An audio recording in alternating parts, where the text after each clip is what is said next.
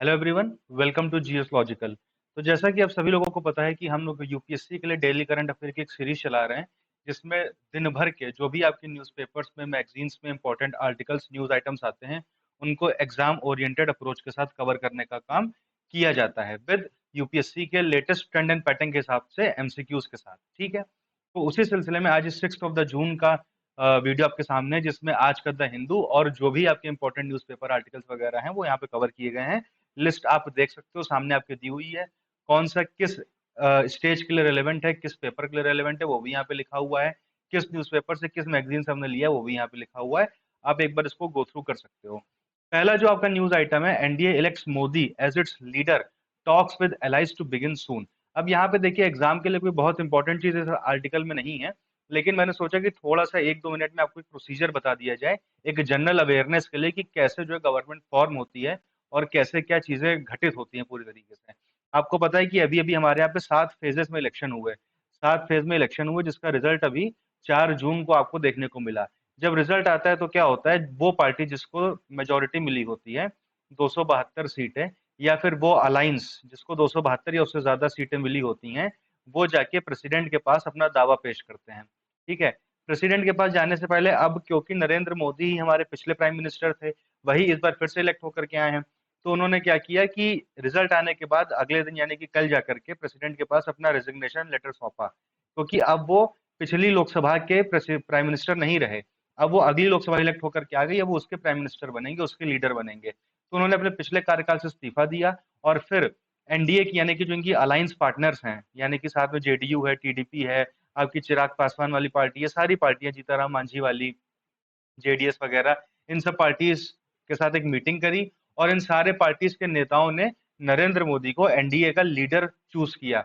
होता क्या है दोस्तों कि जो एक जनरल रवैया है, जो जनरल चीजें हम देखते हैं, वैसी होती नहीं है। ऑन पेपर क्या होता है कि हम एमपीज को वोट करते हैं, मेंबर ऑफ पार्लियामेंट्स को वोट करते हैं, और इलेक्शन के बाद वो मेंबर ऑफ पार्लियामेंट अपने बीच में से किसी एक को प्राइम मिनिस्टर चूज कर लेते हैं। ऑन पेपर ऐसा होना चाहिए, बट क्योंकि हमारे मल्टी पार्टी सिस्टम है, और एक कहीं ना कहीं मोनार्की से निकल करके हम लोग आए हैं, हम लोग क्या बहुत लंबे समय तक मोनार्की रही है, तो हमारे जीन्स में, जेनेटिक में अभी भी वो मोनार्की वाला भाव, एक फेस को देख करके हम वोट देते हैं।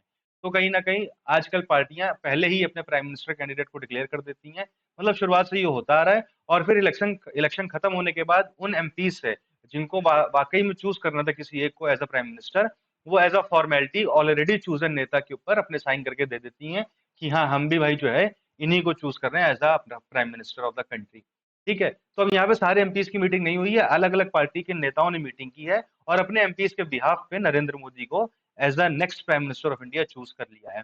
अब नरेंद्र मोदी अपने अलायंस का एक जो समर्थन पत्र है, जिसको हम सपोर्ट लेटर बोलते हैं, वो लेकर के प्रेसिडेंट के पास जाएंगे, और उनको बताएंगे कि 272 के से ज्यादा सीटें हमारे पास हैं, 290-93 के आसपास हैं, और हम सरकार बनाने के लिए एलिजिबल हैं, तो आप हमको सरकार बनाने के लिए बुलाइए। और फिर क्या होगा, प्राइम मिनिस्टर अपने मंत्रिमंडल, जिनको भी वो कैबिनेट मिनिस्टर बनाना चाहते हैं, उन सब के नाम प्रेसिडेंट को देंगे, और फिर एक दिन शपथ ग्रहण समारोह होगा, मोस्टली आपका 8 जून को होने की संभावना है, जिसमें राष्ट्रपति पहले प्रधानमंत्री को शपथ दिलवाएंगी, फिर प्रधानमंत्री के द्वारा बताए गए लोगों को शपथ दिलवाएंगी, और बाद में उन सारे मंत्रियों को जिनको सिर्फ शपथ दिलाई गई है, उनको बाद में मंत्रालय बांटे जाएंगे, कि भाई कौन इसमें से होम मिनिस्टर बनेगा, कौन इसमें से फाइनेंस मिनिस्टर बनेगा, कौन हेल्थ मिनिस्टर बनेगा, ये सब प्रक्रिया बाद की होगी। तो ऐसे कुल मिलाकर के एक गवर्नमेंट फॉर्म होती है। उसके बाद जब पार्लियामेंट सेशन में आएगी, तब वहां पे इन सबका शपथ ग्रहण समारोह होगा, सारे एमपीज अपने पद की शपथ लेंगे, ओथ लेंगे, और एक नया स्पीकर चूज करेंगे। इस तरीके से चीजें आगे बढ़ेंगी। देखिए, अभी ये 15-20 दिन डेवलपमेंट्स होते रहेंगे इसमें, तो जैसे जैसे जो जो होता जाएगा, उसका हम एक जो प्रैक्टिकल एप्लीकेशन है वो आपको बताते जाएंगे कि कैसे क्या चीजें होती हैं। आई होप यहाँ तक की चीजें आपको क्लियर हैं, बात समझ में आ गई। चलिए, अब बढ़ते हैं अपनी दूसरे न्यूज आर्टिकल की तरफ, और पहले क्वेश्चन की तरफ। Consider the following statements about world environment day. आपको पता है कि 5 जून को वर्ल्ड एनवायरनमेंट डे होता है, तो उसी के रिगार्डिंग 3 स्टेटमेंट दिए हुए हैं, बताना है इसमें से कि कौन सा इनकरेक्ट है।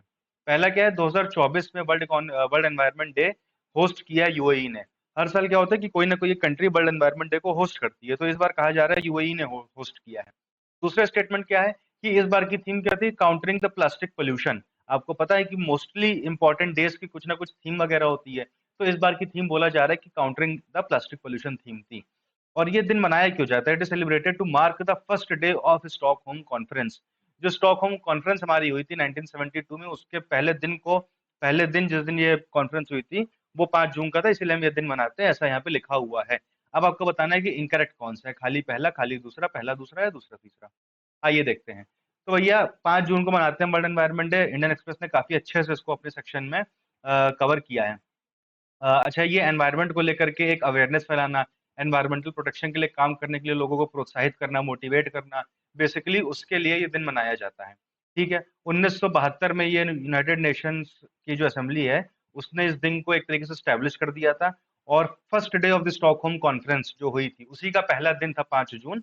इसी वजह से हम आज ही 5 जून को ये दिन मनाते हैं। World environment day celebrated every year with specific theme and slogan that focuses on the major environmental issues of that time. ठीक है। 2024 का जो वर्ल्ड एनवायरनमेंट है उसको सऊदी अरेबिया होस्ट कर रहा है। In this case your first statement would be wrong, जहां पे यूएई लिखा हुआ है, तो सऊदी अरेबिया इस बार होस्ट कर रहा है। इंडिया ने भी होस्ट किया था, कब? जो 45th सेलिब्रेशन था 2018 वाला। ठीक है, जिसकी थीम थी beat the plastic pollution. Beat plastic pollution उसकी थीम थी, जो इंडिया ने होस्ट किया था। इस बार की थीम क्या है? Land restoration, desertification and drought resilience. यानी कि इस बार कहीं ना कहीं लैंड रिस्टोरेशन पे, जो डेजर्टिफिकेशन लगातार बढ़ता जा रहा है उसके ऊपर, और जो ड्रॉट एक तरीके से एक कॉमन समस्या हो गई हमारे देश के अंदर, उसके रिगार्डिंग इस बार थीम रखी गई है। 2021 का जो वर्ल्ड एनवायरनमेंट डे था उसी दिन क्या शुरू किया गया था? UN decade on ecosystem restoration. आपको पता है कि जिस डिकेड में आप जी रहे हो, 2021 से 2030 वाला, वो यूएन ने डिक्लेयर कर रखा है as a decade on ecosystem restoration, जहां पे हम बहुत सारी लैंड को बचाने का काम करने के लिए एक मिशन स्टैब्लिश कर रहे हैं बेसिकली। तो ये सारे फैक्ट्स आपको ध्यान रखने हैं। 2024 जो है वो 30 साल हो गए हैं किस बात को? United Nation convention to combat desertification. अब यूं ही थीम नहीं रख ली गई है डेजर्टिफिकेशन के रिगार्डिंग। जो United Nation convention to combat desertification 1994 में पास किया गया था, उसके 30 साल भी इसी साल पूरे हुए हैं। तो you can expect a question on this इधर इन दिस ईयर्स प्रीलिम्स और इन नेक्स्ट ईयर्स प्रीलिम। ठीक है, तो ये आपको ध्यान रखना है डेजर्टिफिकेशन के ऊपर जो कन्वेंशन आया था उसके बारे में। खैर, आगे हम लोग इसको देखेंगे भी अच्छे से आने वाले लेक्चर्स में अपने। चलिए, तो ये तो सारी प्रीलिम्स स्पेसिफिक बातें हो गई, सारे फैक्ट्स हो गए, ये तो आपको पता होने चाहिए। लेकिन आपसे मान लीजिए मेंस के GS3 में आ जाए कि भैया इंडिया क्या कर रहा है एनवायरनमेंट की सस्टेनेबिलिटी के लिए, तो आपके पास एक लिस्ट होनी चाहिए, और मैं बहुत ही बड़ी लिस्ट आपके लिए लेकर के आया हूँ। जो जो इनिशिएटिव्स इंडिया ने किए हैं उनमें से मेजर इनिशिएटिव्स हमने यहाँ पे इंक्लूड किए हैं, जो आप अपनी आंसर राइटिंग में इंकलकेट कर सकते हो, ऐसे में इंकलकेट कर सकते हो, एथिक्स के पेपर में इंकलकेट कर सकते हो, कहीं ना कहीं आपके लिए फ्रूटफुल रहेगा। भैया पहला आपका मिशन लाइफ, ये जो 2021 में COP26 की मीटिंग हुई थी, UN climate change conference of parties की मीटिंग, कहाँ पे? ग्लासगो में। वहां पे पीएम ने इसको लॉन्च किया था। ठीक है, इसका मतलब क्या? मिशन लाइफ का लाइफस्टाइल फॉर एनवायरनमेंट। लाइफ का फुल फॉर्म है लाइफस्टाइल फॉर एनवायरनमेंट। यहाँ पे जो जनता है ना, उसको एक तरीके से नज करे। नज मतलब हल्का सा धक्का देना। जब किसी को कहीं पे, जैसे मान लीजिए कोई स्टेज पे किसी को बुलाया जा रहा है गाना गाने के लिए, वो नहीं जा रहा है, तो उसके जानने वाले क्या करते हैं? उसको हल्का सा कंधे पे हाथ रख के कहते हैं कि अरे जाओ यार आगे, गाना गाओ जा करके। उसको बोलते हैं नच करना बेसिकली। लिटिल एक तरीके से प्रेशर देना, लिटिल फोर्स देना। तो जनता को नच करना है, किस लिए? ताकि वो एक कम्युनिटी एक्शन के रूप में एनवायरनमेंट को प्रिजर्व करने के लिए काम करें। ठीक है, एनवायरनमेंट के प्रिजर्वेशन की जिम्मेदारी जनता की है, और उनको इसमें आगे बढ़ के मिशन मोड में काम करना चाहिए, ये इसका मोटिव है। तो ये पहला इनिशिएटिव है जो हमने लॉन्च किया है। इसमें अलग अलग तरीके से हम जनता को मोटिवेट करेंगे। फिर national mission for green India, it aims to increase forest tree cover on 5 million hectares of land and improve the quality of forest tree cover on another 5 million hectares। तो यहाँ पे भैया जमीन पे फॉरेस्ट और tree cover बढ़ाने की बात की जा रही है। अगला हम देखें नेशनल एफॉरेस्टेशन प्रोग्राम। इसमें ऑलरेडी 2020 तक 21.47 मिलियन हेक्टेयर्स ऑफ लैंड हम एफॉरेस्ट कर चुके हैं, यानी कि वहां पे हम जंगल लगा चुके हैं अपना। देखिए, मेंस में आपको इतना ही लिखना होता है, सीधा लिखने के लिए ना तो वहां पे जगह होगी ना टाइम होगा। एक हेडिंग, उसके अंदर एक लाइन, एग्जैक्टली आइडल लाइन है मेंस स्पेसिफिक। ठीक है, मेंस में अगर आप ऐसी ऐसी लाइन सेलेक्ट करके आओगे एकदम कट टू कट, तो आप बहुत आगे निकल जाओगे और लोगों से। ठीक है, चलिए, national biodiversity action plan. India's national action biodiversity plan is a comprehensive plan that seeks to protect, conserve and augment biodiversity। आपको पता है भैया बायोडाइवर्सिटी से ही एनवायरनमेंट आपकी जुड़ी हुई है कहीं ना कहीं, और बायोडाइवर्सिटी को बचाने के लिए हम दो तरीके से काम कर सकते हैं, एक इन सिटू, एक एक्स सिटू।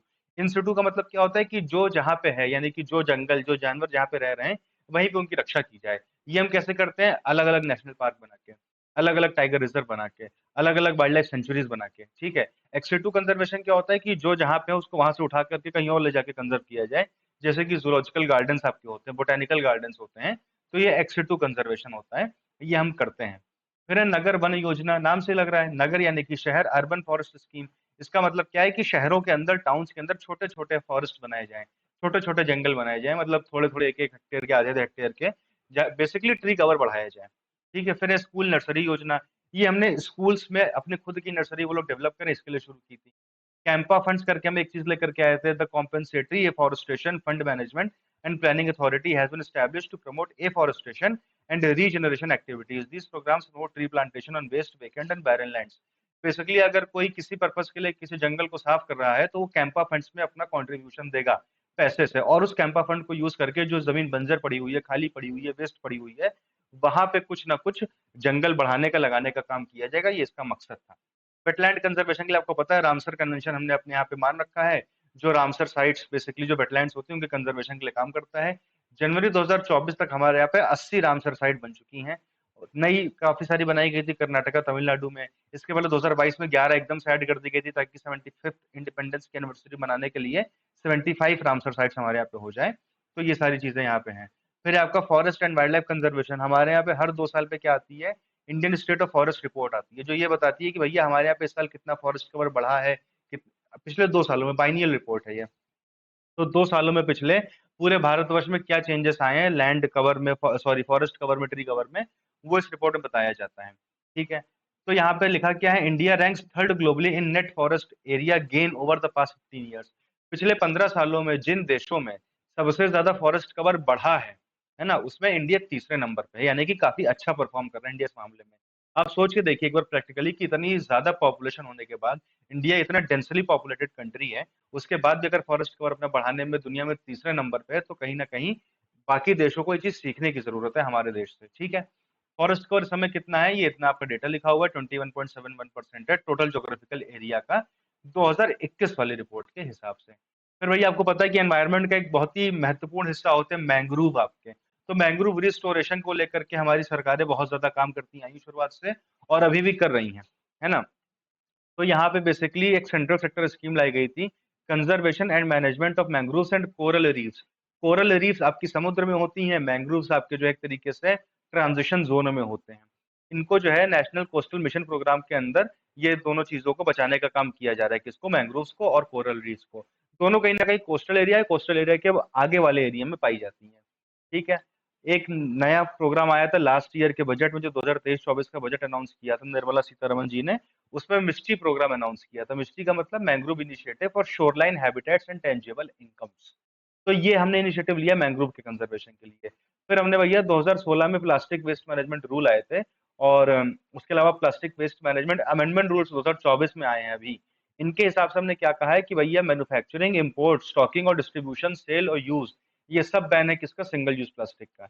यानी कि ऐसी प्लास्टिक जिसको सिर्फ एक ही बार यूज किया जा सकता है, उसके बाद उसको यूज नहीं कर सकते हैं, ऐसी सारी प्लास्टिक को ना तो मैन्युफैक्चर कर सकते हो, ना आप इंपोर्ट कर सकते हो, ना आप स्टॉक करोगे, ना आप डिस्ट्रीब्यूट करोगे, ना आप सेल करोगे, ना आप यूज करोगे। मतलब पूरी तरीके से सिंगल यूज प्लास्टिक को एलिमिनेट करने के लिए देश की सरकार प्रयासरत है। पुश टू रिन्यूएबल एनर्जी, आपको पता है कि ग्रीन हाइड्रोजन मिशन तो चलिए एक मिशन हो गया। सोलार एनर्जी के लिए हमने इंटरनेशनल सोलर अलायंस स्टैब्लिश किया फ्रांस के साथ मिलकर के, जिसका हेडक्वार्टर हमारे गुरुग्राम में ही है ना। तो हम रिन्यूएबल एनर्जी के लिए भी बहुत ज्यादा काम कर रहे हैं, इंक्लूडिंग द ग्रीन हाइड्रोजन। तो ये सारे हमारे इनिशिएटिव्स हैं एनवायरनमेंट को लेकर के जो हमने किए हैं। तो एनवायरनमेंट डे के रिगार्डिंग यही हमारा डिस्कशन था। आइए क्वेश्चन पे चलते हैं अपने। तो पहला स्टेटमेंट गलत हो गया, आपको पता ही है, यूएई होस्ट नहीं कर रहा है। प्लास्टिक पोल्यूशन भी थीम नहीं है, इस बार की थीम डिजर्टिफिकेशन वगैरह को लेकर के है। और ये तीसरा स्टेटमेंट सही है। इनकरेक्ट पूछा था तो ओनली 1 एंड 2 आपका आंसर हो जाएगा option number C. I hope चीजें क्लियर है। चलिए आगे बढ़ते हैं। अब भैया एक बहुत ही बढ़िया सीट थी इंदौर की, मध्य प्रदेश में इंदौर की सीट है। वहां पे नंबर 1 पे तो बीजेपी रही है, जो मतलब जहां से जो एमपी बने हैं वो बीजेपी के हैं। नंबर 2 पे जो कैंडिडेट रहा है वो कोई कैंडिडेट नहीं रहा है, वो नोटा का बटन रहा है, यानी कि नन ऑफ द अबव। तो आइए देखते हैं इसके बारे में, कुछ चीजें आई हैं न्यूज़पेपर्स में, तो उसको हम थोड़ा कवर करने का काम यहाँ पे करेंगे। नोटा के बारे में आपको ये स्टेटमेंट्स दो दिए हुए हैं, आपको देखने हैं। पहली बार नोटा को 2014 के लोकसभा इलेक्शन में इंट्रोड्यूस किया गया था इंडिया में। दूसरी बात क्या कह रहे हैं कि अगर किसी कॉन्स्टिट्यूंसी में नोटा को सबसे ज्यादा वोट मिल जाए, मतलब किसी भी कैंडिडेट से ज्यादा वोट अगर नोटा यानी कि नन ऑफ द अबव को मिल जाए, तो क्या होगा कि उस कॉन्स्टिट्यूंसी के इलेक्शन डिक्लेयर कर दिए जाएंगे नल और वॉइड, यानी कि उसका वहां के इलेक्शन कैंसिल कर दिए जाएंगे, दोबारा से वहां पे इलेक्शन होंगे। आपको बताना है कि करेक्ट स्टेटमेंट इसमें से कौन सा है। तो आइए देखते हैं, इंडियन एक्सप्रेस में एक्सप्लेन्ड में इसके ऊपर आया है पूरा। 2,18,674 वोट एक कॉन्स्टिट्यूंसी के अंदर मिले नन ऑफ द अबव को। बेसिकली यहाँ पे हुआ ये था कि कांग्रेस ने अपने आप को विड्रॉ कर लिया था, बाकी कुछ छोटे मोटे आपके इंडिपेंडेंट कैंडिडेट्स यहाँ पे लड़ रहे थे बीजेपी के अगेंस्ट में, तो वो कहाँ ही स्टैंड कर पाते। तो ज्यादातर लोग जो बीजेपी को नहीं देना चाहते थे वो जाकर के उन्होंने नोटा पे बटन दबा दिया अपना, जिस वजह से 2,18,674 वोट मिल गए नोटा को। ठीक है, तो ये आपका नोटा की एक बेसिक बात है कि भैया ये एक वोटिंग ऑप्शन होता है जो कैंडिडेट्स को अलाउ, जो वोटर्स को अलाउ करता है कि आप सारे के सारे कैंडिडेट्स को डिसअप्रूव कर दो कि भैया इनमें से कोई भी लायक नहीं है हमारा एमपी या एमएलए बनने के लिए। ठीक है, आपका नेगेटिव ओपिनियन जो है वो आपको एक्सप्रेस करने का मौका मिलता है, साथ ही साथ आपकी सीक्रेसी भी मेंटेन रहेगी। भाई आपने नोटा दबाया तो किसी को पता नहीं चला आपने नोटा दबाया, तो आपने एक तरीके से अपना विद्रोह भी जता दिया, है ना, आपने एक तरीके से सबको रिजेक्ट भी कर दिया और किसी को ये बात पता भी नहीं चली। ये नोटा का पूरा कॉन्सेप्ट है। पहली बार कब यूज हुआ था? 2013 में, जो असेंबली के इलेक्शंस हुए थे 5 स्टेट्स में, छत्तीसगढ़ में, मिजोरम में, राजस्थान में, दिल्ली में और एमपी में। इन सब में जो है ये यूज हुआ था पहली बार, और इसको पैन इंडिया लेवल पे 2014 के जनरल इलेक्शन में लाया गया था। तो स्टेटमेंट ये सही है आपका, लेकिन फर्स्ट टाइम यहाँ पे नहीं होगा। यहाँ पे फर्स्ट टाइम 2013 में यूज हुआ था आपका। ठीक है, तो आपका पहला स्टेटमेंट हो गया गलत। It was introduced into electoral process following the 2013 Supreme Court directive in the PUCL versus Union of India case। एक PUCL आपका केस था, People's Union for Civil Liberties करके एक एनजीओ है, उन्होंने केस डाल रखा था सुप्रीम कोर्ट में। उसमें कहा था कि भैया लोगों को नोटा का ऑप्शन दीजिए, इस तरीके से बहुत सारे देशों में होता है, नहीं होता है। तो सुप्रीम कोर्ट ने इस फेवर में डिसीजन दे दिया कि हाँ भैया नोटा का ऑप्शन होना चाहिए। इसी डिसीजन के बाद से इसको इंक्लूड किया गया था। अब क्या नोटा के वोट काउंट होते हैं? मेन मुद्दा ये है, मेन सवाल ये है। Election Commission clarified that votes cast as NOTA are counted but are considered invalid votes. अब आप सोचिए कि मतलब ये तो भाई हुआ कि दे भी दिया आपको ऑप्शन, लेकिन उसका कोई फायदा भी नहीं हुआ। आप चाहे जितना वोट दे दो नोटा को, वो सारे वोट्स इनवैलिड हो जाते हैं आखिरी में। यानी कि उनको पहले जोड़ेंगे तो हम है कि कितने वोट्स नोटा को मिले हैं, लेकिन फिर हम कह देंगे कि ये तो इनवैलिड वोट्स हैं। यानी कि अगर कोई एक इंसान किसी एक कॉन्स्टिट्यूंसी में सबसे ज्यादा वोट भी अगर नोटा को मिल जाएंगे, तो वहां के इलेक्शन कैंसिल नहीं होंगे, बल्कि वो सारे वोट कैंसिल होंगे। जो सेकंड नंबर का कैंडिडेट होगा, जिसको नोटा के बाद सबसे ज्यादा वोट मिले होंगे, वो जीत जाएगा वहां से। ठीक है, तो भैया नोटा होना ना होना इलेक्शन के आउटकम को बदल नहीं सकता है आपके फिलहाल के केस में। हालांकि सुप्रीम कोर्ट में भी इसको लेकर के केस चल रहा है कि भैया इसको कुछ आप देखिए करिए कि अगर सबसे ज्यादा कहीं पे नोटा को वोट पड़ जाए तो नल एंड वाइड इलेक्शन हो जाए। आपको पता है कि बहुत सारे लोग नोटा पे इसी वजह से बटन दबा के आते नहीं, क्योंकि उनको पता है ये चीज कि भैया हम दे भी आएंगे नोटा को, तो उससे होना क्या है, जीतना तो किसी ना किसी को है ही है। इससे बेहतर है किसी और को दे दो, या दो ही मत वोट जा करके। मुझे ऐसा लगता है पर्सनली कि अगर ये बहुत बड़े पैमाने पर लागू कर दिया गया कि अगर नोटा में सबसे ज्यादा वोट पड़ गए तो सारे के सारे कैंडिडेट वहां के हार जाएंगे, तो कहीं ना कहीं इंडियन पॉलिटिकल डायनेमिक्स बहुत ज्यादा कहीं ना कहीं चेंज हो जाएगा, है ना। तो एक अच्छा इनिशिएटिव है मेरे हिसाब से तो, जो होना चाहिए। जीएस2 में इसके ऊपर आपका एक फुल फ्लेश्ड क्वेश्चन भी आ सकता है, और ये आने वाले टाइम में भी काफी न्यूज में रहेगा अगले 1 साल तक, और पर्टिकुलरली इस साल मेंस तक भी ये न्यूज में रहेगा। तो हम इसको कभी ना कभी मेंस के हिसाब से भी डिस्कस करेंगे कि इसके क्या प्रोज हैं, क्या कॉन्स हैं, अगर हम इसको इस तरीके से लागू करते हैं। फिलहाल हम बढ़ते हैं अगले क्वेश्चन पे। आपको पता है स्पेशल स्टेटस कैटेगरी को लेकर के अभी कुछ जो है बातचीत चल रही, न्यूज अभी हम देखेंगे। फिलहाल आप ये क्वेश्चन देखिए कि जो अलग अलग स्टेट डिमांड करते रहते हैं कि हमको स्पेशल कैटेगरी का स्टेटस दे दो, उसका क्या मतलब होता है। तो उसके बारे में कुछ स्टेटमेंट्स दिए हुए हैं आपके। पहला स्टेटमेंट क्या कह रहा है कि जो कॉन्स्टिट्यूशन का 5th और 6th शेड्यूल है, वो कुछ पैरामीटर बताता है कि भैया किन पैरामीटर के बेसिस पे किसी भी स्टेट को स्पेशल कैटेगरी का स्टेटस दिया जा सकता है।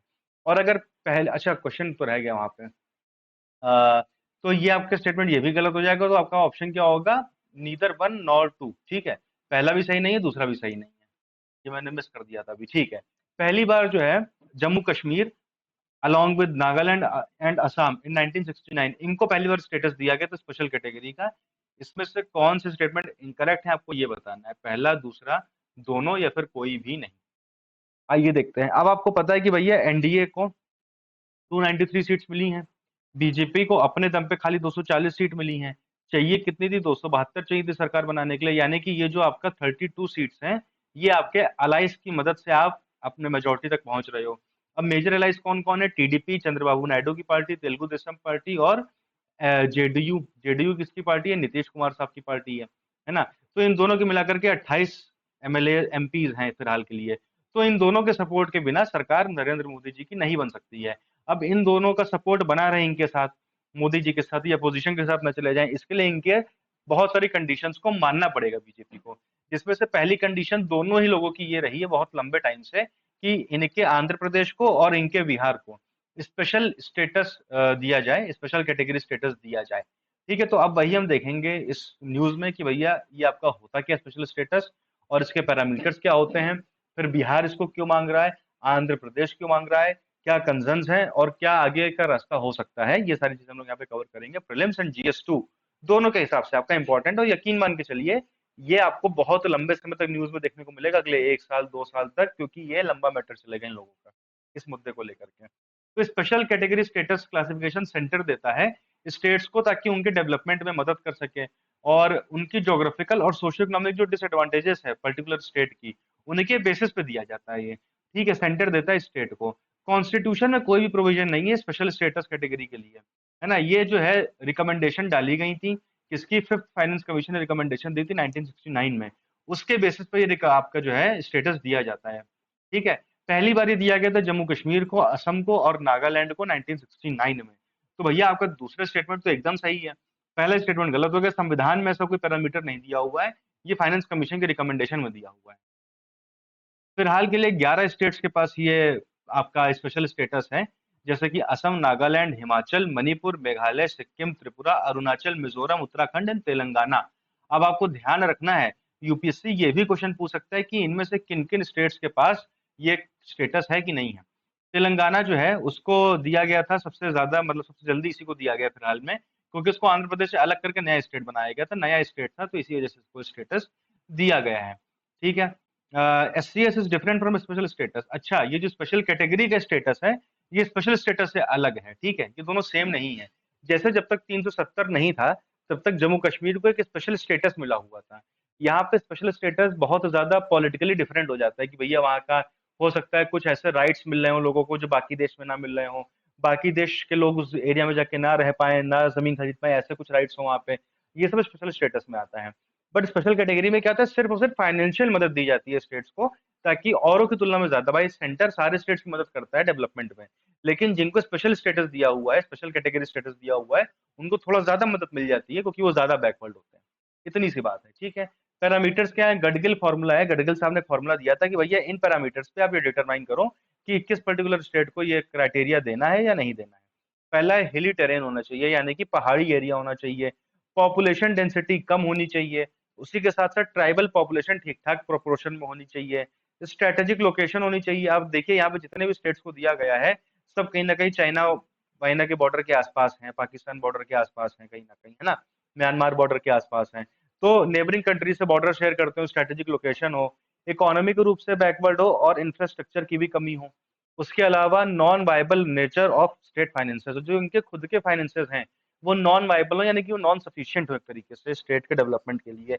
जब ये सारे क्राइटेरिया को स्टेट फुलफिल करेगा तो उसको स्पेशल स्टेटस, स्पेशल कैटेगरी का स्टेटस दे दिया जाएगा। बेनिफिट्स क्या होते हैं भाई, सेंटर से जो है पहले तो ये होता था कि जो ये वाले स्टेट्स होते थे जिनको स्पेशल स्टेटस मिल जाता था कैटेगरी का, इनको 30% सेंट्रल असिस्टेंस मिलती थी गडगिल मुखर्जी फॉर्मूला के हिसाब से। लेकिन बाद में जब 14th और 15th फाइनेंस कमीशन ने रिकमेंड किया तो क्या कहा कि भैया इसको बढ़ा करके 41% कर दो, है ना। अब 41% सेंट्रल असिस्टेंस दी जाती है इन स्टेट्स को। ये एक फैक्ट है जो आपको ध्यान रखना है। आपको पता है कि जो भी सेंट्रली स्पॉन्सर्ड स्कीम होती हैं उसमें कुछ शेयर सेंट्रल गवर्नमेंट पे करती है, कुछ शेयर स्टेट गवर्नमेंट पे करती है किसी भी पर्टिकुलर स्कीम के लिए। लेकिन ये जो जनरली होता है डिवीजन 60-40 का होता है, 60% केंद्र सरकार, 40% राज्य सरकार। लेकिन जिन स्टेट को स्पेशल कैटेगरी स्टेटस मिला होता है उन स्टेट्स को खाली 10% पे करना पड़ता है, 90% उनका जो है शेयर वो सेंट्रल गवर्नमेंट पे करती है। तो यहाँ पे भी फायदा होता है स्टेट गवर्नमेंट को। फिर क्या होता है, जनरली सारे स्टेट्स में एक नियम लागू होता है कि आपने 1 साल के लिए कुछ पैसा रख रखा था किसी पर्टिकुलर स्कीम के लिए, है ना, आप उस स्कीम के अंदर वो पैसा उस साल में, उस फाइनेंशियल ईयर में खर्चा नहीं कर पाए, तो जैसे ही अगला फाइनेंशियल ईयर लगेगा वो सारा पैसा लैप्स हो जाएगा। अब वो पैसा अब आप उस स्कीम में खर्चा नहीं कर सकते हो वापस से। ठीक है, लेकिन जिनको स्पेशल कैटेगरी का स्टेटस दिया जाता है उन स्टेट्स में अगर किसी स्कीम में किसी प्रोग्राम में कोई अनस्पेंट मनी है तो उस अनस्पेंट मनी को आप अगले साल भी खर्चा कर सकते हो उसी स्कीम के ऊपर, वो पैसा लैप्स नहीं होता है। ये भी एक एडवांटेज है। क्वेश्चन ये भी आ सकता है कि इनमें से क्या क्या एडवांटेज दिए जाते हैं जिनको स्पेशल स्टेटस मिलता है। ठीक है, फिर भैया आपका custom duty, income tax, corporate tax, इन सब में भैया काफी कंसेशन मिलते हैं इन स्टेट्स को। उसके अलावा जो सेंट्रल गवर्नमेंट का ग्रॉस बजट है, उसमें से 30% पैसा, पूरा का पूरा 30% पैसा स्पेशल कैटेगरी स्टेट्स, यानी कि वो जो 11-12 स्टेट्स हैं, इनके ऊपर खर्चा होता है। 30% पैसा केंद्र सरकार का। ठीक है। बिहार की डिमांड क्यों है भाई? बिहार की डिमांड कर रहा है, इकोनॉमिक डिस्पैरिटीज। आपको पता है कि झारखंड से अलग किया गया था, सारे जो माइंस वाले एरिया हैं, आपके मिनरल्स वाले एरिया हैं, वो सारे कहाँ पे? वो सारे झारखंड में हैं। झारखंड हो गया अलग, तो बिहार को सफर करना पड़ गया। बिहार में उतने ज्यादा मिनरल वाले एरियाज नहीं है। ठीक है, तो ये कहीं ना कहीं रीजन रहा है, बिहार इकोनॉमिकली बहुत ज्यादा पीछे रह गया। इस वजह से वो स्पेशल स्टेटस की डिमांड कर रहा है। नेचुरल कैलामिटीज बहुत आती हैं, जो आपका नदर्न रीजन है बिहार का, वहाँ पे फ्लड्स बहुत आती हैं। सदर्न पार्ट में सूखा पड़ जाता है, जिस वजह से इकोनॉमिक स्टेबिलिटी और ज्यादा इफेक्ट हो जाती है। लाइवलीहुड इफेक्ट होते हैं, एग्रीकल्चर एक्टिविटीज डिसरप्ट हो जाती हैं। ये सारी चीजें देखने को मिलती हैं। उसके अलावा इंफ्रास्ट्रक्चर की बहुत कमी है। Infrastructure specially in terms of irrigation facilities and water supply remains inadequate. आपको पता है कि जो लोग कभी बिहार गए होंगे या जिन्होंने देखा होगा, वो देखेंगे कि बेसिक ट्रांसपोर्ट फैसिलिटीज भी बहुत ज्यादा बढ़िया नहीं है, जैसे बाकी स्टेट्स में है ना। रूरल एरियाज को कनेक्ट करने के लिए कोई, जैसे मतलब उत्तर प्रदेश वगैरह में अब काफी ज्यादा कनेक्टिविटी बेहतर है, रूरल एरियाज में भी, अर्बन एरियाज में भी। लेकिन बिहार में ऐसा नहीं है अभी भी। और ट्रांसपोर्ट तो एक तरीके का इंफ्रास्ट्रक्चर हो गया, उसके अलावा हर तरीके के इंफ्रास्ट्रक्चर में जनरली कहीं ना कहीं हमें कमी देखने को मिलती है। फिर पावर्टी बहुत ज्यादा है, बहुत लोग गरीबी रेखा के नीचे रह रहे हैं। जो पर कैपिटा जीडीपी है वहां पे, वो 54,000 ही है, जो कि बहुत ज्यादा कम है नेशनल एवरेज से आपका। ठीक है। और बिहार लगातार सालों से कंसिस्टेंटली पुअर ही रहा है। तो ये सारे रीजन है। इसके अलावा फंडिंग फॉर डेवलपमेंट, भैया आपको डेवलपमेंट के लिए बहुत पैसा चाहिए, उतना खुद बिहार सरकार के पास नहीं है। इस वजह से वो केंद्र सरकार से कहते हैं कि भैया हमको स्पेशल कैटेगरी स्टेटस दे दो, ताकि हमारे डेवलपमेंट में बेहतर विकास हो सके। आप सोचिए कि चीफ मिनिस्टर जो बिहार के नीतीश कुमार, वो जब से सरकार में है 2005 से, तब से वो स्पेशल स्टेटस की मांग कर रहे हैं। और उनके जो एलाई हैं, एनडीए, जिसमें नरेंद्र मोदी की मतलब पार्टी बीजेपी हो, जो सरकार चल रही है, उनके साथ उनका गठबंधन है। लगभग ऑन एंड ऑफ पिछले 10 साल से है ऑलमोस्ट, बीच में 1-2 साल के लिए गायब रहे हैं, दूसरे तरफ चले गए थे। तब भी ये आज तक अपने पार्टनर से, अलायंस पार्टनर से स्पेशल स्टेटस रिसीव नहीं कर पाए हैं बिहार के लिए, है ना। तो ये सारी दिक्कतें हैं यहाँ पे। अच्छा, बिहार सारे क्राइटेरिया मीट करता है, जो यहाँ पे गडगिल साहब ने फॉर्मूला बताया था, सारे क्राइटेरिया मीट करता है, सिवाय एक क्राइटेरिया के, वो है जोग्राफिकल डिफिकल्टी। हिली एरिया नहीं है बिहार, बिहार एक प्लेन एरिया है। ये थोड़ा सा दिक्कत की बात है। और जबकि माना जाता है कि जो इंफ्रास्ट्रक्चर बनाने में डिफिकल्टी आती है वो हिली एरियाज में आती है, प्लेन्स में तो क्या ही डिफिकल्टी आएगी। अच्छा, आंध्र प्रदेश क्यों मांग कर रहा है? ये आपके चंद्रबाबू नायडू जो, ये क्यों मांग कर रहे हैं? क्योंकि 2014 में आपको पता है 2 जून के दिन तेलंगाना को अलग करके अलग राज्य बना दिया गया। अच्छा, वो तो ठीक है, लेकिन जो हैदराबाद, जो एक तरीके से आंध्र प्रदेश का हब था, हर तरीके का इकोनॉमिक कैपिटल थी आंध्र प्रदेश की, वो चली गई तेलंगाना में। तो जितना भी बड़ा बड़ा बिजनेस ट्रेड है, वो सब आंध्र प्रदेश से कहाँ चला गया? तेलंगाना में चला गया। जितना ज्यादा एक्सपोर्ट एक्सपोर्ट को लेकर के प्रोडक्शन वगैरह होता था, सब हैदराबाद में ही होता था। अभी भी होता है, बट अब वो तेलंगाना में है। तो आंध्र प्रदेश एकदम से बहुत पीछे चला गया। मतलब डिवीजन होने के बाद क्या होना चाहिए था कि तेलंगाना को स्ट्रगल करना चाहिए था अपने आप को बेहतर बनाने के लिए। बट तेलंगाना को उतना स्ट्रगल नहीं करना पड़ा, क्योंकि उसके पास हैदराबाद था। और आंध्र प्रदेश को कहीं ना कहीं बहुत ज्यादा सफर करना पड़ गया। तो ये रीजन है जिस वजह से आंध्र प्रदेश स्पेशल स्टेटस मांग रहा है केंद्र सरकार से। इसके अलावा उड़ीसा भी कहीं ना कहीं डिमांड करता रहता है, क्योंकि यहाँ पे नेचुरल कैलामिटीज बहुत आती हैं, साइक्लोन वगैरह हो गया, आपका सुनामी वगैरह भी जब आई थी तो यहाँ पे इम्पैक्ट पड़ा था कहीं ना कहीं। मेन तो ये साइक्लोन से बहुत इफेक्टेड रहता है उड़ीसा आपका। तो इस वजह से उड़ीसा भी डिमांड कर रहा है कि हमको अभी स्पेशल स्टेटस देना चाहिए। अच्छा, कंसर्न्स क्या है? पहली बात तो रिसोर्स एलोकेशन ही है भाई। इतना पैसा तो केंद्र सरकार के पास भी नहीं है कि राज्य सरकारों का भी बोझ खुद ही उठाते हुए चले। तो सबसे पहला तो रिसोर्स कंस्ट्रेंट है ना, रिसोर्स इतने हैं ही नहीं। दूसरा क्या है कि जब ऐसा हो जाएगा तो स्टेट्स क्या करेंगे? वो सेंटर पर रिलाय करने लगेंगे। तो उनके अंदर जो खुद एक मोटिवेशन होता है सेल्फ सस्टेनेबिलिटी का, खुद से कुछ अच्छा करके, इनोवेटिव करके अपने आप को हम ग्रोथ के ट्रैक पे ला सके, वो नहीं ला पाएंगे। वो हमेशा सेंटर पर ही आश्रित होकर के रह जाएंगे। और खुद जो अपने आप एग्रीकल्चर को बढ़ावा देना था, इंडस्ट्रीज को बढ़ावा देना था, वो सब शायद उस बड़े पैमाने पे नहीं कर पाएंगे वो खुद से, है ना। दूसरी चीज क्या, इम्प्लीमेंटेशन चैलेंज होते हैं। भैया खाली पैसे की कमी नहीं है, एडमिनिस्ट्रेटिव प्रॉब्लम्स भी हैं। अब क्या गारंटी है कि बिहार को अगर पैसा दे दिया तो वहां पे सब कुछ अच्छे से हो ही जाएगा? क्या वहां पे जो ऑफिशियल्स हैं वो पर्याप्त हैं, वो सफिशियंट हैं? क्या वहाँ मैन पावर सफिशियंट है? पर्टिकुलर फील्ड्स को लेकर के मैन पावर सफिशियंट है, बट जिस फील्ड में रिक्वायरमेंट है, क्या उस फील्ड को लेकर मैन पावर सफिशियंट है? तो क्या खाली पैसे की ही कमी है जो केंद्र सरकार से लेकर के हम पूरा कर लेंगे? क्या करप्शन का कोई इशू नहीं है? क्या एडमिनिस्ट्रेटिव इनएफिशिएंसी का कोई इशू नहीं है? मतलब होता तो वही है ना कि पहले आप अपना घर खुद सुधारिए, जो आपको दिक्कतें वो आप सुधार लीजिए, फिर आप बाहर वाले पर रिलाय करिए। आप अपने यहाँ की एडमिनिस्ट्रेटिव इनएफिशिएंसी को सुधारिए पहले, आप करप्शन को कंट्रोल करिए, वहां पे प्लानिंग प्रॉपर करिए, उसके बाद आप फिर पैसे की डिमांड करिए। मतलब ये सारे बात छोड़ करके डाइवर्सिफिकेशन के लिए, डाइवर्ट करने के लिए दिमाग को, सिर्फ और सिर्फ क्या बात हो रही केंद्र सरकार के ऊपर ठीकरा डालने के लिए कि हमको स्पेशल स्टेटस दे दो तो सॉरी, तो सब सुधर जाएगा। जबकि ऐसा नहीं है। जब तक आप अपने अंदर के लूप होल्स को दूर नहीं करोगे, तब तक कुछ भी सुधरने वाला नहीं है। तो ये कंसर्न है कहीं ना कहीं। वे फॉरवर्ड क्या है भाई? भाई ये जो क्राइटेरिया हमने बना रखा है, जैसे आपको पता है कि बिहार में सारे क्राइटेरिया फुलफिल हो रहे हैं, बस हिली एरिया वाला क्राइटेरिया फुलफिल नहीं होता है। तो कहीं ना कहीं हमें क्राइटेरिया को रिवाइज करने की जरूरत है कि जो रियलिटी में डिजर्विंग स्टेट्स हैं उनको वो मिल सके। ठीक है। उसके अलावा स्टेट्स को एनकरेज करने की जरूरत है कि आप सस्टेनेबल ग्रोथ पर ध्यान दें, जॉब क्रिएशन पर ध्यान दें, इंफ्रास्ट्रक्चर पर ध्यान दें, ह्यूमन कैपिटल एनहेंसमेंट पर ध्यान दें। जब आप ये सब करोगे तो कहीं ना कहीं आपको ऑटोमेटिकली फायदा होगा। और स्पेशल कैटेगरी का स्टेटस एक पार्ट हो सकता है आपके डेवलपमेंट प्रोसेस का, वो इकलौता जरिया नहीं हो सकता है। वो मिलने के बाद भी, वही जो मैंने बोला कि वो मिलने के बाद की गारंटी नहीं है कि आपका स्टेट में डेवलपमेंट हो जाएगा। आप होलिस्टिक डेवलपमेंट को देख के चलिए। सॉरी। ठीक है। Implement policies that gradually reduce states' dependency on central assistance by promoting self-sufficiency, economic diversification वगैरह वगैरह, ये सारी चीजें यहाँ पे देखने को मिल रही हैं। ठीक है। अब यहाँ पे क्वेश्चन की अगर हम बात करें तो ये तो हमने कर ही लिया था खैर, कि इसमें संविधान में कोई बात नहीं लिखी हुई है ऐसी, और ये स्टेटमेंट सही है। इनकरेक्ट पूछा तो ऑप्शन नंबर ए आंसर होगा, ओनली वन। ठीक है। चलिए भाई अगले न्यूज पे आते हैं। एक मिनरल है जिरकॉन।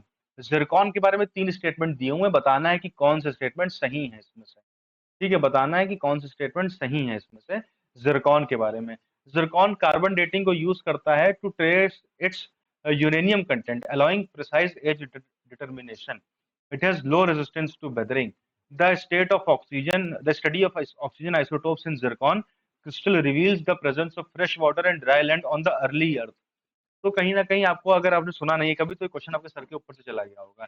लेकिन मैं यहाँ पे एक बात आपको बताऊं, एक बात मैं आपको बताऊं कि आप सब कुछ छोड़िए, सिर्फ कॉमन सेंस पे आ जाइए। क्या आपको कार्बन डेटिंग में क्या हम जज करते हैं? कार्बन डेटिंग में हम कार्बन को देखते हैं ना। यूरेनियम को हम क्यों देखेंगे कार्बन डेटिंग में? यूरेनियम को हम रेडियोमेट्रिक डेटिंग में देखते हैं।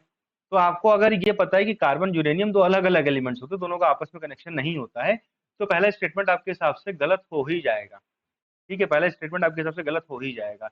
अब पूछा कि कौन सा करेक्ट है इसमें से, तो जब पहला गलत हो जाएगा तो ऑप्शन नंबर ए हट गया, ऑप्शन नंबर डी हट गया, यानी कि दूसरा और तीसरा इनमें से ही कोई सही है आपका।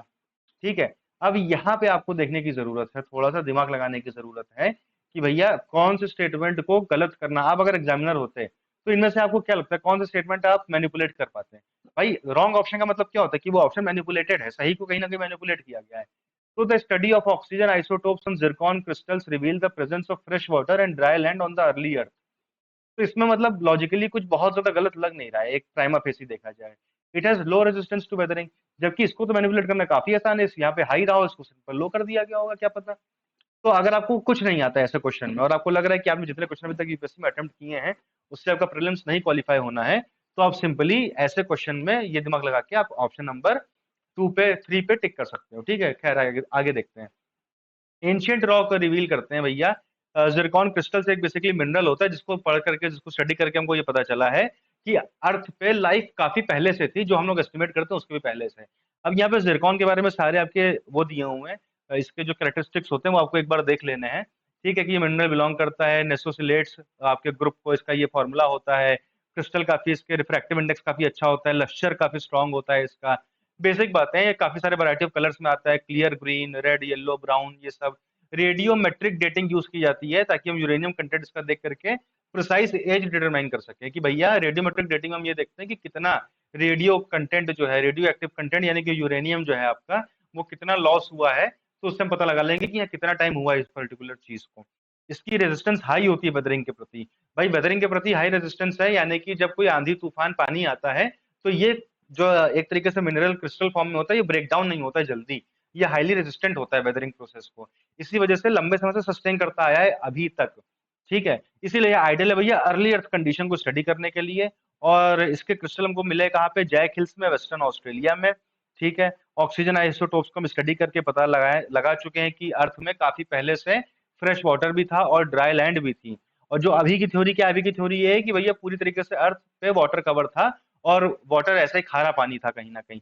लेकिन अभी हमको क्या पता चला कि नहीं, फ्रेश वाटर भी था और ड्राई लैंड भी थी अर्थ पे काफी पहले से। ठीक है, तो ये जिरकॉन का एक तरीके से बेनिफिट है जो हमको देखने को मिला है। अगली न्यूज है आपकी जो है स्पीशीज के बारे में, यूपीएससी का one of the favourite topics. दो स्टेटमेंट है, एशियाटिक वाइल्ड डॉग को क्रिटिकली एंडेंजर्ड स्पेसिफाई किया गया है, स्ट्राइप्ड हाइनास को भी क्रिटिकली एंडेंजर्ड स्पेसिफाई किया गया है। कौन सा स्टेटमेंट इनकरेक्ट है आपको ये बताना है, ठीक है। अब बेसिकली इसमें आपका द हिंदू में आजकल काफी टाइम से इंदिरा गांधी जूलॉजिकल पार्क पे आर्टिकल्स आ रहे हैं, तो इस बार आपके इन दोनों जानवरों को लेकर के आए, तो ये आपका एशियाटिक वाइल्ड डॉग जिसको हम ढोले बोलते हैं, और ये आपका स्ट्राइप्ड हाइना, इसके बारे में। तो देखते हैं, इंदिरा गांधी जूलॉजिकल पार्क ये आपका 1947 में एक्स2 फैसिलिटी है। मैंने बताया था ना एक्स2 क्या होता है, कि यहाँ पे जानवरों को बाहर से ला करके कंजर्व किया जाता है। कहाँ पे? सीताकोंडा रिजर्व फॉरेस्ट। तो आपको ये भी पता चल गया कि सीताकोंडा रिजर्व फॉरेस्ट आंध्र प्रदेश में है। तो जो सीताकोंडा रिजर्व फॉरेस्ट आंध्र प्रदेश में है, उसी के अंदर आपका जो है जूलॉजिकल पार्क बनाया गया है। ये 3 साइड पे ये ईस्टर्न घाट से घिरा हुआ है, और एक साइड पे बे ऑफ बंगाल है, ठीक है। ये सेंट्रल जू अथॉरिटी ने इसको लार्ज कैटेगरी ऑफ जू में रिकॉग्नाइज कर रखा है। अब क्योंकि ये कंबला कोंडा वाइल्ड लाइफ सेंचुरी के काफी पास है, तो बहुत सारे फ्री रेंजिंग एनिमल्स भी आ जाते हैं। ये वही बात हो गई कि जू को हमने वाइल्ड लाइफ सेंचुरी कितना पास बनाया है, कि जिन लोगों को हमने जू में रखा है वो जानवर तो है ही वहां पे। उसके अलावा आपके बगल वाली वाइल्ड लाइफ सेंचुरी से कुछ जानवर कभी कभी घूमने फिरने भी चले आते हैं यहाँ पे इस जूलॉजिकल पार्क में, ठीक है। तो यहाँ पे बहुत सारे जानवरों को लेकर के कंजर्वेशन किया गया, उनके नाम यहाँ पे आप देख लीजिएगा। दो जानवरों को हम लोग डिस्कस करेंगे। पहला एशियाटिक वाइल्ड डॉग, जिसको हम ढोले के नाम से जानते हैं, कि वाइल्ड कार्निवोरस एनिमल है, ठीक है। कार्निवोरस एनिमल है, फैमिली इसकी कैनिडाई है, और क्लास मेमेलिया है। ये सब जनरली नहीं पूछा जाता है, बट फिर भी एक बार आप देख लेंगे। ये शुरुआती दौर में रशिया से लेकर के साउथ ईस्ट एशिया तक फैले हुए थे, ठीक है। इस समय ये साउथ और साउथ ईस्ट एशिया में पाए जाते हैं, और नदर्न पॉपुलेशन इन चाइना, और चाइना में भी पाए जाते हैं। तो ये पर्टिकुलर जो आपका एशिया वाला रीजन है, वहीं पे आपके पाए जाते हैं। नाम ही आपका एशियाटिक वाइल्ड डॉग है। इंडिया में जो है वेस्टर्न और ईस्टर्न घाट दोनों जगहों पे पाए जाते हैं। सेंट्रल इंडिया में पाए जाते हैं और नॉर्थ ईस्ट इंडिया में पाए जाते हैं। मतलब वेस्टर्न और नदर्न इंडिया को छोड़ करके पूरे इंडिया में ये आपके पाए जाते हैं। वाइल्ड लाइफ प्रोटेक्शन एक्ट में शेड्यूल 2 में है। आईयूसीएन की रेड लिस्ट में एंडेंजर्ड है, ना कि क्रिटिकली एंडेंजर्ड। साइट्स में अपेंडिक्स 2 पे है, ठीक है। और the creation of reserve forest under project tiger provided some protection for dhole population sympatric with tigers. तो भैया टाइगर की प्रोटेक्शन के लिए जो काम हमने किया, उससे कहीं ना कहीं ढोले को भी आपकी जो है मदद मिली है इनके कंजर्वेशन में भी, क्योंकि कहीं ना कहीं सिंपैट्रिक रिलेशन है इनका टाइगर के साथ। ये सारी बातें यहाँ पे लिखी हुई है, एक बार आप रीडिंग करके उसको याद कर लीजिएगा, फैक्चुअल बातें हैं सारी। क्योंकि पहला स्टेटमेंट आपका गलत हो गया, क्रिटिकली एंडेंजर्ड नहीं, खाली एंडेंजर्ड है। दूसरा आपका क्या, स्ट्राइप्ड हाइना। स्ट्राइप्ड हाइना के बारे में क्या है भैया? स्ट्राइप्ड हाइना 3 तरीके के हाइनास जो होते हैं, उनमें से एक वैरायटी है हाइना की, ठीक है। अदर कौन से? ब्राउन हाइनास और spotted hyenas.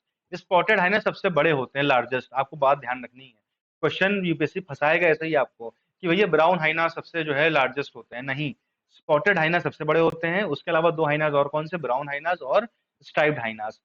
They are smaller and less social than the more well known spotted hyena. अब ये जो आपके स्ट्राइप्ड हाइना होते हैं, ये छोटे भी होते हैं, और जो आपके स्पॉटेड हाइना है सबसे बड़े वाले, उनकी तुलना में थोड़े कम सोशल होते हैं। ये ज्यादा इनका उठना बैठना दोस्तों यारों के साथ होता नहीं है आपका।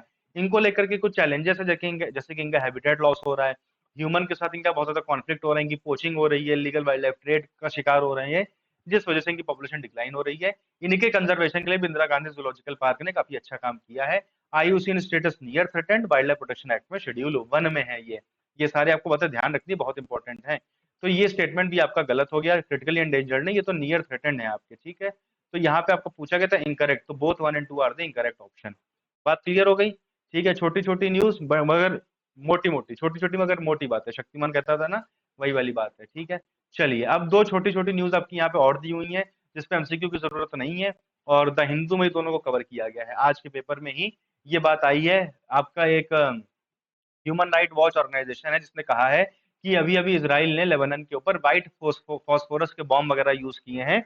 अब ये वाइट फॉस्फोरस बॉम्ब वगैरह होते क्या, यही हमको यहाँ पे देखना है। बेसिकली होता क्या है कि ये एक येलोइश वैक्सी, जो व्हाइट फोरस होता है वो आपका वैक्सी नेचर का होता है, येलोइश टू क्लियर केमिकल होता है, या तो येलो से लेकर के क्लियर के बीच का कुछ कलर इनका होता है। पंजेंट स्मेल होती है, काफी गार्लिक का टाइप की स्मेल होती है इसमें, है ना। और ये हाईली कंबस्टिबल होते हैं, बात ये होती है। अब क्योंकि वैक्सी होते हैं और कंबस्टिबल होते हैं, तो ये जा करके सरफेस पे चिपक जाते हैं और आग पकड़ लेते हैं। और जो सरफेस पे चिपक के आग पकड़ लेते हैं, तो इनको बुझाना बहुत मुश्किल हो जाता है। ये स्किन पे अगर आपके आके चिपक गए और आग लग गई आपकी बॉडी में, तो बहुत मुश्किल है उस आग को कंट्रोल कर पाना, और बहुत ही हैजार्डस होता है ये ह्यूमन लाइफ के लिए। बहुत जल्दी से ये जल जाता है, और एयर, क्योंकि ऑक्सीजन इसको जैसे जैसे मिलती रहती है ओपन एरिया में, है ना, तो ऑक्सीजन के ऊपर ये रिलाय करते करते बहुत तेजी से जो है ये अपना अपने काम को आगे बढ़ाता रहता है, ठीक है। It is used in incendiary weapons. Incendiary weapons क्या होते हैं? दे आर वेपन्स और म्यूनेशंस डिजाइन टू सेट फायर, मतलब जो वेपन्स फायर लगाने के लिए यूज किए जाते हैं, तो वैसे वेपन्स में इनका यूज किया जाता है, ठीक है। बाकी ये 800 डिग्री के टेम्परेचर में बढ़ते हैं और बहुत तेजी से ये पहुंच जाते हैं 1300 डिग्री के टेम्परेचर के आसपास, और जैसे जैसे इनको ऑक्सीजन मिलती जाती है ये वाइट और डेंस स्मोक प्रोड्यूस करते जाते हैं, जिससे कई बार क्या होता है स्मोक स्क्रीन भी बना लेते हैं। मान लीजिए आपको कहीं पे हमला करना है, आप नहीं चाहते कि सामने वाला आपको देख पाए आपकी स्ट्रेटेजी, तो आपने व्हाइट फास्फोरस का एक बम फेंक दिया वहां पे, ऑक्सीजन के कांटेक्ट में है, पूरा सफेद धुआं हो गया, वहां पे कुछ दिखाई नहीं पड़ेगा सामने वाले को, है ना। तो जैसे स्मोक ग्रेनेड वगैरह होते हैं उस तरीके से भी इसका यूज किया जाता है। बाकी मैंने आपको बता ही दिया है कि वैक्सीन नेचर होता है और इस सरफेस पे जाके चिपक जाते हैं, ठीक है, क्लोथिंग में, चाहे आपके कपड़ों पे हो, चाहे आपकी स्किन पे हो, चाहे जमीन पे हो, और फिर ये आग पकड़ लेते हैं, इनको छुड़ाना बड़ा मुश्किल हो जाता है। ये सारी बातें मुझे उम्मीद है कि आपको समझ में आ गई होंगी। इंटरनेशनल लॉ ने इसको बैन नहीं कर रखा है, बहुत इंपॉर्टेंट बात है ये, क्योंकि इसके और भी बहुत सारे यूज होते हैं, ठीक है, इस वजह से इसको इसको बैन नहीं किया गया है। इसी का फायदा उठा करके कंट्रीज इसको यूज करती हैं, ठीक है। आपके जो इंसेंडियरी वेपन्स हैं ये 1972 में यूनाइटेड नेशन जनरल असेंबली ने एक रेजोल्यूशन पास किया था और इन वेपन को category of arms viewed with horror category में डाल दिया था। ये भी एक छोटा सा फैक्ट है, आप चाहे तो ध्यान रख सकते हैं, ठीक है।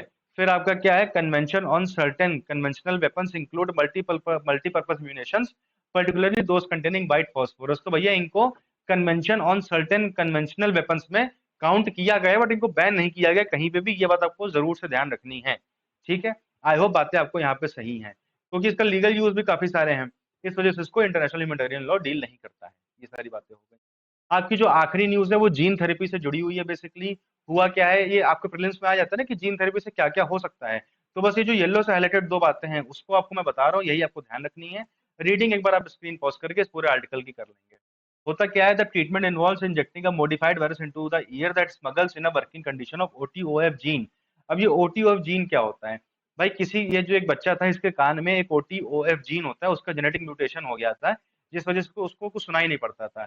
एक प्रोटीन होता है आपका जिसको हम बोलते हैं ऑटोफेरलिन, ये आपका नीचे लिखा हुआ है। ऑटोफेरलिन आपका एक क्या होता है, प्रोटीन होता है जो हेयर सेल्स को चाहिए होता है, जो कान के अंदर आपके हेयर सेल्स होते हैं उनको चाहिए होता है ताकि वो हियरिंग कैपेसिटी उनकी बता सके, बढ़ा सके, है ना।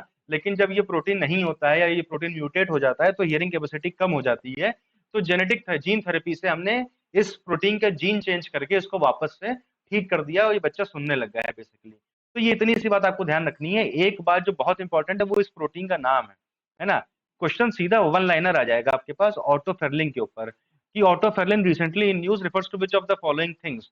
तो आपका ये प्रोटीन है जो हेयर सेल्स में होता है, जो आपकी हेयरिंग कैपेसिटी के लिए बहुत इंपॉर्टेंट है, ऑटोफेरलिन, ठीक है। ये बात आपको ध्यान रखनी है, बहुत इंपॉर्टेंट है, ठीक है। इतनी सी न्यूज है, पीडीएफ आप जाकर के हमारे टेलीग्राम चैनल से डाउनलोड कर सकते हैं। उम्मीद है आपको वीडियो पसंद आया होगा, अगर पसंद आया तो लाइक शेयर सब्सक्राइब करना ना भूलें, ठीक है। और इसी के साथ ही जो है मिलेंगे आप लोगों से अगली क्लास में बहुत ही शानदार करंट अफेयर के साथ। और तब तक के लिए जुड़े रहिए, चैनल को सब्सक्राइब करिए, वीडियो को लाइक शेयर करिए, फीडबैक करके अपना कमेंट बताइए। See you tomorrow, until then have a good day and thank you everyone.